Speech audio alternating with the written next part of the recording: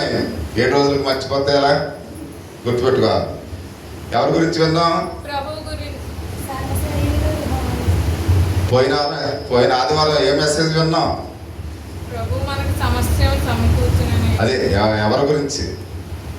అబ్రాహాం గారి గురించి విన్నాం. ఈరోజు కూడా మరలా అబ్రాహాం గారి గురించి కొన్ని సత్యాలు. అంటే అబ్రాహాం అప్పుడు ఆయన ఎరిగకే ఆతిథ్యం ఇచ్చాడు అనే విషయాన్ని మనం చూసాం. సొదొమ గొమొర్ర ప్రాంతాలని దేవుడు ఏ విధంగా నాశనం చేశాడో కొన్ని విషయాలు మనం చూసాం. ప్రియ సహోదరి సహోదరులారా, ఈరోజు కూడా ఆదికాండము 15వ అధ్యాయంలోని కొన్ని సత్యాలు మనము దేవుని లేఖన భాగం ద్వారా చూస్తూ ఉన్నాం. ఈ లేఖన భాగంలో మనము గమనించినట్లయితే, నీవు దేవుని నమ్ముతున్నావా అని ఎవరైనా మనల్ని అడిగితే మనందరం ఏమంటాం? నమ్ముతున్నామని చెప్తాం. అలాగనే ఈ లోకంలో అనేక మంది కూడా మేము దేవుడిని నమ్ముతున్నామని చెప్తారు. అంటే లోకంలో ఉన్న ప్రతి ఒక్కరు కూడా మేము దేవుడిని నమ్ముతున్నామని చెప్తారు. మనమైతే వాళ్ళు ఏమనుకుంటారంటే, మేము యేసుక్రీస్తు వారిని కూడా దేవుళ్ళు ఒక దేవుడిగా మేము కూడా అంగీకరిస్తూ ఉన్నాం అని వాళ్ళు చెప్తూ ఉంటారు. అంటే ప్రపంచంలో అనేక మంది యేసుక్రీస్తు వారిని విశ్వసిస్తూ ఉన్నారు. కానీ వాళ్ళు ఎలా విశ్వసిస్తున్నారంటే, మన విశ్వాసానికి వారి విశ్వాసానికి చాలా వ్యత్యాసం ఉంది. అంటే వారు నమ్ముకున్న దేవుడితో పాటు వారు మన దేవుడు కూడా మేము నమ్ముతున్నామని చెప్తూ ఉంటారు.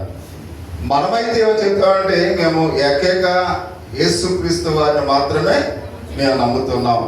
తండ్రి కుమార పరిశుద్ధాత్మ త్రిత్వములో ఏకత్వం కలిగిన దేవుడిని మాత్రమే మేము నమ్ముతున్నామని చెప్తుంటారు. అంటే వారి యొక్క విశ్వాసానికి మన యొక్క విశ్వాసానికి చాలా వ్యత్యాసం ఉంది అనే విషయాన్ని ప్రతి ఒక్కరిని కూడా గమనించవలసిన వారిగా మనం చూస్తూ ఉన్నాం. అంటే యేసుక్రీస్తు వారు మా రక్షకుడని మనం నమ్ముతున్నాం. ప్రియ సహోదరి సహోదరుడా, అంటే మనమేమో ఎలా నమ్ముతున్నామంట? యేసుక్రీస్తు వారు మా రక్షకుడై ఉన్నాడు అని మనం నమ్ముతున్నామనే విషయానికి మనం చూస్తూ ఉన్నాం. అలాగే త్రిత్వములో ఏకత్వము కలిగిన దేవుడు మా దేవుడని మనం నమ్ముతున్నాం. అంటే తండ్రిని, కుమారుని, పరిశుద్ధాత్మను కూడా మనం ఏం చేస్తున్నాం? విశ్వసిస్తూ ఉన్నాము అనే విషయానికి మనం చూస్తూ ఉన్నాం. అంటే ఈ ప్రశ్న కొద్ది సమాధానం ఒకవేళ మార్చి మనం చెప్పినట్లయితే, ఈ కొత్త ప్రశ్న ఏ విధంగా అంటే, విశ్వాసం అనగా ఏంటి? దేవుని యందు విశ్వాసం అనగా ఏంటి? ప్రతి ఒక్కరు కూడా ఈ ప్రశ్న మనం మన యొక్క హృదయాల్లో ప్రశ్నించుకోవలసిన వారి బయటగా మనం చూస్తూ ఉన్నాం. అంటే ఇప్పుడు ఆ సహోదరి సహోదరా, దేవుని యందు విశ్వాసం ఉంచడం అంటే అనేక మంది అనేక రకాలుగా జవాబులు ఇస్తూ ఉంటారు. చాలా మంది యేసుక్రీస్తు వారిని నమ్మటం వల్ల అది విశ్వాసం అని కొంతమంది చెప్తూ ఉంటారు. దేవుని యొక్క లేఖన భాగాలని నమ్మటమే విశ్వాసం అని కొంతమంది చెప్తూ ఉంటారు.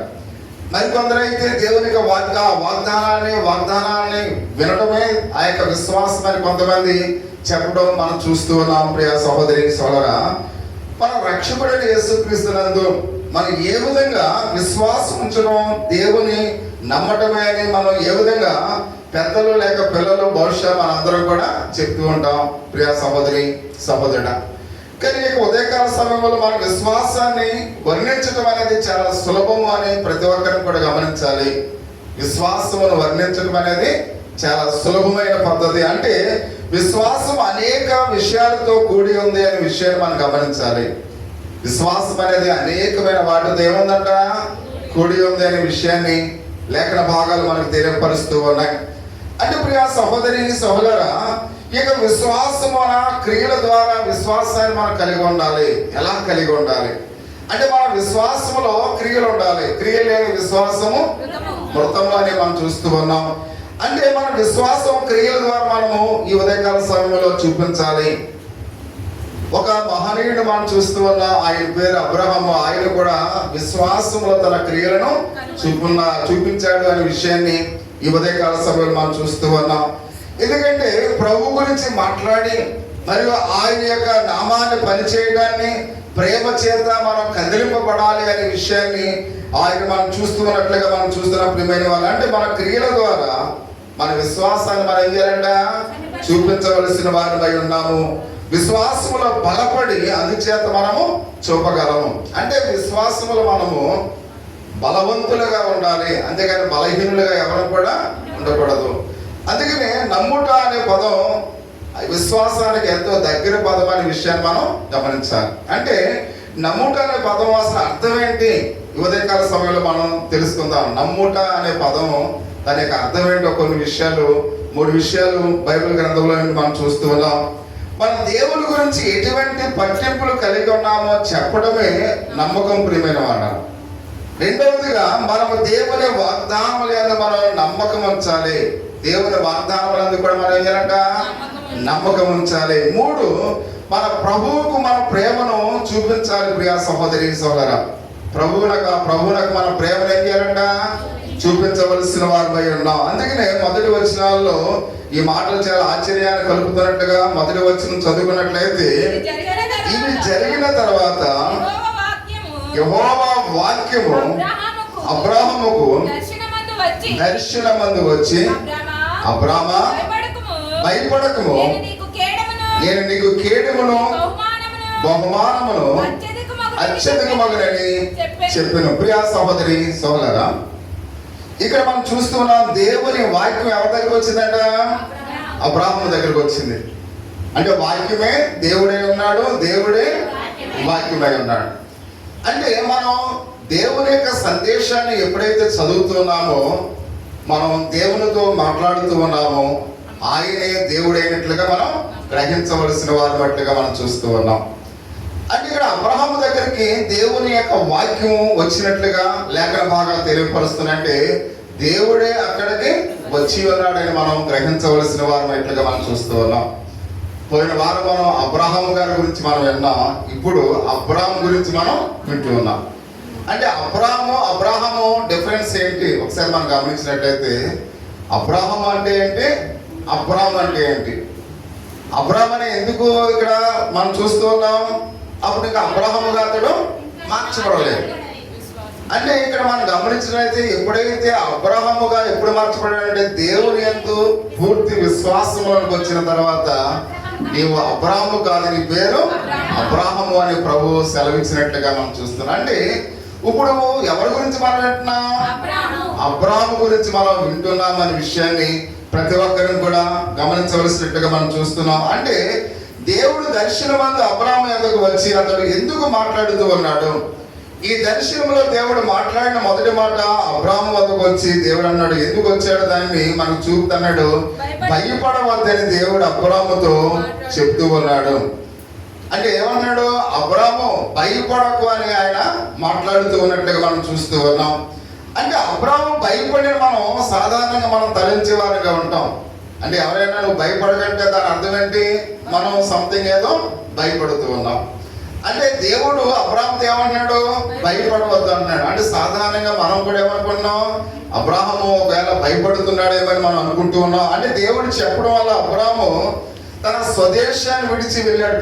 వాళ్ళ తన బంధువులను, స్నేహితులను, రక్త సంబంధికులను, తన పొలాలని, పాస్తులన్నింటిని కూడా విడిచిపెట్టి వెళ్ళాడు.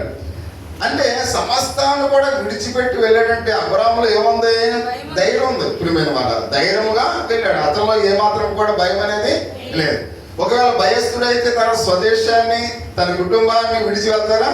చూడండి, ఎప్పుడైనా మన పిల్లలు వేరే దేశం కానీ వేరే ప్రాంతానికి వెళ్తున్నప్పుడు వాళ్ళ ఇంటి దగ్గర బయలుదేరేప్పుడు వాళ్ళు ఏం చేస్తారు? ఏడుస్తారు. అవునా? వాళ్ళని పంపించినప్పుడు తల్లిదండ్రులుగా మనం ఏడుస్తూ ఉంటాం. అంటే వాళ్ళు దూర ప్రాంతానికి వెళుతున్నారంటే వాళ్ళు భయపడుతూ ఉంటారు. అంటే తల్లిదండ్రులను విడిచిపెట్టాం, మన ఊరిని విడిచిపెట్టాం, స్నేహితులను విడిచిపెట్టాం, ఎక్కడో తెలియని ప్రదేశంలో మనం ఉంటున్నామని కొంత భయం, కొంత అలజడి వాళ్ళలో ఉంటుంది.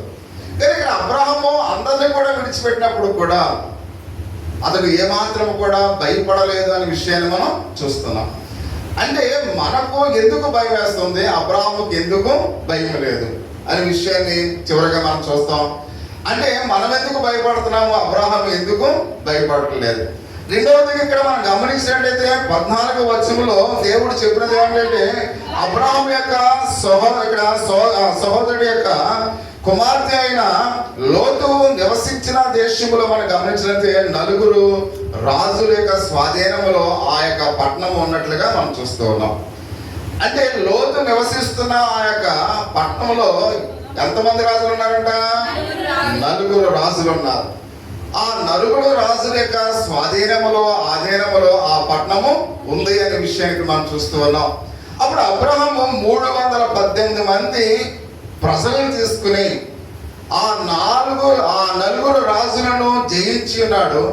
ఆ నలుగురు రాజుల యొక్క సైన్యాన్ని జయించి ఉన్నాడు. అంటే అబ్రహాము ఎంతమంది రాజులను జయించాడు? నలుగురు రాజులను 318 మందితో జయించినట్లుగా మనం చూస్తూ ఉన్నాం. ఆ రాజులు దోచుకున్న ఆ ఆస్తిని అంతటిని కూడా, ఆ వస్తువులన్నింటిని కూడా వాళ్ళకి తిరిగి తన పట్టణంలో ఉన్న వారికి అవి అందించాడు. అంటే అబ్రహాముకు ఏమైనా భయం ఉందా? భయం ఉంటే నలుగురు రాజులను జయించగలడా? జయించలేడు. అంటే ఇక్కడ మనం చూస్తున్నప్పుడు అతడు చాలా ధైర్యముగా, విశ్వాసముతో, నమ్మకముతో అతడు ఎంతో ధైర్యవంతుడని ఈ మాటలు మనకు తెలియపరుస్తూ ఉన్నట్లుగా లేఖన భాగములు మనం చూస్తూ ఉన్నాం. అంటే అబ్రహాము తన సేవకుని ఎంతగానో గొప్పగా పోరాడిన యోధుడిగా ఉన్నాడు అని పరిశుద్ధ లేఖన భాగములు మనం చూస్తున్నాం. నలుగురు రాజులను అతను ఓడించినట్లుగా మనం చూస్తూ ఉన్నాం. ప్రజలు విడిపించి రాజులు వారు దొంగిలించిన ఆ వెనుకకు తీసుకొచ్చి అవన్నీ కూడా అబ్రహాము దేవుని యొక్క ప్రేమతో అవన్నీ కూడా పంచి ఉన్నట్లుగా పరిశుద్ధ దేవుని లేఖన భాగములు మనం చూస్తూ ఉన్నాం. తర్వాత అతను తన యొక్క జీవితంలో దేవుడు ఇస్సాకును బలిగా అర్పించమన్నాడు. తర్వాత జరిగిన విషయం మనం చూసినట్లయితే బలిగా అర్పించమంటే వెనకాడక తన కుమారుడైన ఇస్సాకును ఏం చేశాడు? బలివ్వడానికి ఇష్టపడ్డాడు. అంటే అబ్రహాము ఏమన్నా భయపడుతూ ఉన్నాడా? భయపడట్లేదు. అంటే ఇక్కడ ఒక విషయం మనం గమనించినట్లయితే అబ్రహాము భయపడిన సమయాలు కూడా ఉన్నాయి ప్రియమైన వారు. అంటే ఆ పరిస్థితుల్లో అతను భయపడలేదు, కానీ అబ్రహాము భయపడిన సమయాలు కూడా బైబిల్ గ్రంథంలో ఉన్నాయి అని ఇక్కడ మనం చూస్తూ ఉన్నాం. ఆదికాండం 12వ అధ్యాయంలో పాలస్తీనాలో కరువు వచ్చింది అని ఎప్పుడైతే తెలిసిందో, ఐగుప్తు దేశంలో ఆహారం ఉందని ఎరిగి పాలస్తీన దేశం నుండి అబ్రహాము ఎక్కడికి వెళ్ళాడు? ఐగుప్తు దేశానికి వెళ్ళాడు. ఐగుప్తు దేశానికి వెళ్ళిన తర్వాత ఐగుప్తు దేశపు రాజు ఎవరు? ఫరో. అంటే ఫరోను చూసి భయపడినట్లుగా మనం చూస్తూ ఉన్నాం. అంటే ఫరోను చూసి అబ్రహాము ఎందుకు భయపడ్డాడు? అక్కడ నలుగురు రాజులను జయించిన అబ్రహాము ఒక రాజైన ఫరోకి భయపడినట్లుగా మనం చూస్తూ ఉన్నాం. మీరు చాలా సంవత్సరాల కింద నుంచి వాక్య భాగాలు చదువుతున్నారు. ఎందుకు అబ్రహాము భయపడ్డాడు? ఎవరైనా ఒక కారణం చెప్పగలరా? శారాను బట్టి భయపడ్డాడు. ఎందుకు శారాను బట్టి భయపడ్డాడు అమ్మా? అంటే ఇక్కడ మనం చూస్తున్నా అంటే శారా చాలా అందగత్త అండి. శారా అది చాలా సౌందర్యవంతురాలు, చాలా అందంగా ఉంటది. కాబట్టి అబ్రహాము ఇప్పుడు ఎందుకు భయపడుతున్నాడు? ఈ ఫరో ఒకవేళ నా భార్యను తీసుకెళ్ళిపోతాడేమో, ఎందుకంటే ఈమె చాలా అందగత్త కనుక, సౌందర్యవంతురాలు కనుక, ఒకవేళ ఆ రాజు నా భార్యను తీసుకెళ్ళిపోతాడేమో అని ఆ అబ్రహాము భయపడుతున్నట్లుగా మనం చూస్తూ ఉన్నాం. కాబట్టి అందుకనే భయపడి ఈమె ఎవరు అని ఫరో అడిగితే ఏమన్నాడు? నా సహోదరి అని చెప్తున్నట్లుగా పరిశుద్ధ దేవుని యొక్క లేఖన భాగంలో అంటే కొన్ని సమయాల్లో చాలా ధైర్యవంతుడిగా ఉన్నాడు, కొన్ని సమయాల్లో అతడు చాలా అక్కడ భయపడుతున్న వాడుగా ఉన్నాడు అని పరిశుద్ధ దేవుని యొక్క లేఖన భాగంలో మనం చూస్తూ ఉన్నాం. అంటే రెండవదిగా ఇక్కడ మనం గమనించినట్టు ప్రియ సహోదరి సహోదరా, అబ్రహాము దేవునికి భయపడిన అని ఇక్కడ మనం చూస్తూ ఉన్నాం. ఎవరికి భయపడుతున్నాడంట? దేవునికి భయపడుతూ ఉన్నాడు. భయపడవద్దని అబ్రహాము దేవుడు ఎందుకు చెప్పి ఉన్నాడో దీనికి సమాధానము 2 నుంచి 3 వచనాల్లో మనం చూస్తూ ఉన్నాం. అందుకు అబ్రహాము ప్రభు అయిన యెహోవా నాకు ఏమి ఇచ్చినా నేను సంతానము లేని వాడైపోతున్నానే. దమస్కు ఎలియాజరే నా ఇంటి ఆస్తికర్త కదా.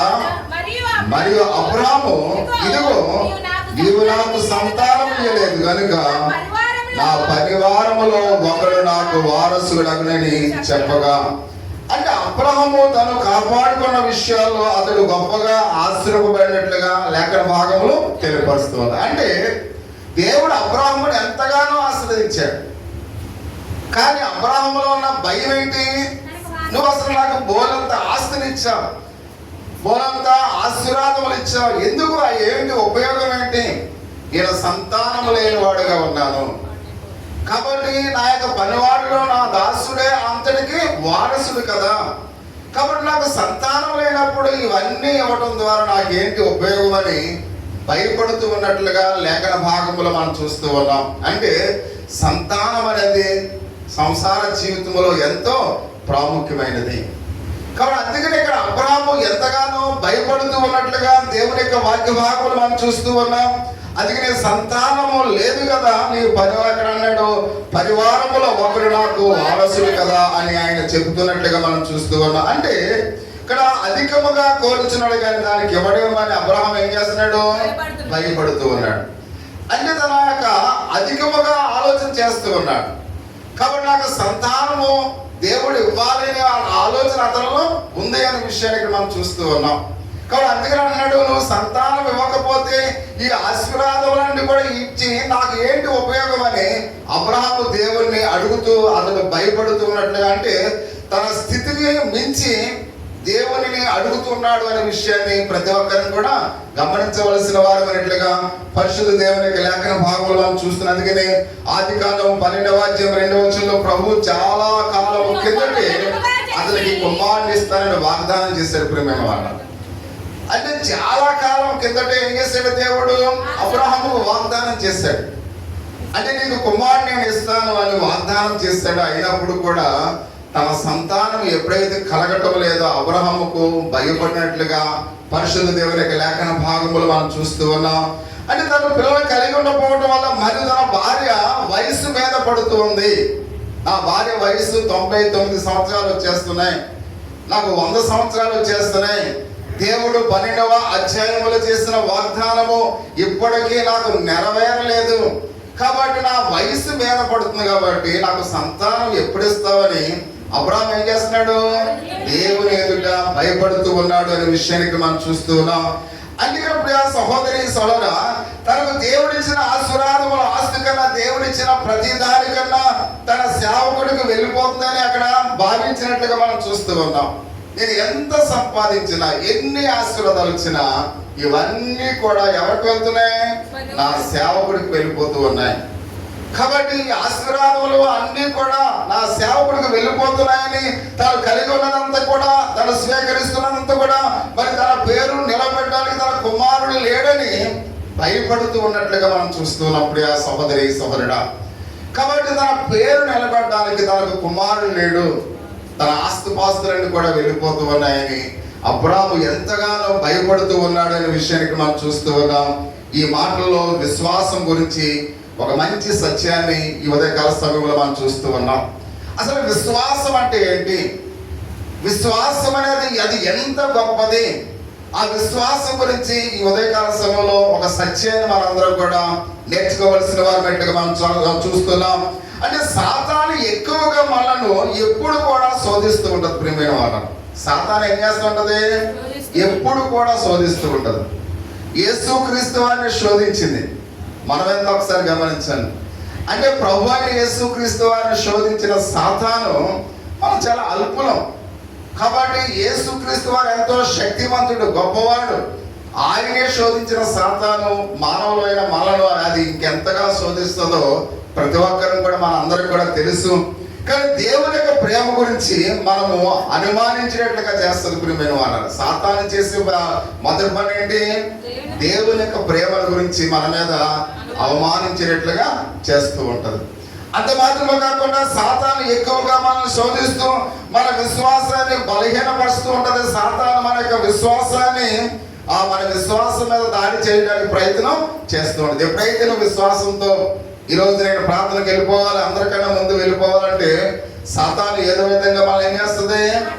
ఆటంకపరుస్తూ ఏదో ఒక పని మనకి చూపిస్తూ ఉంటది.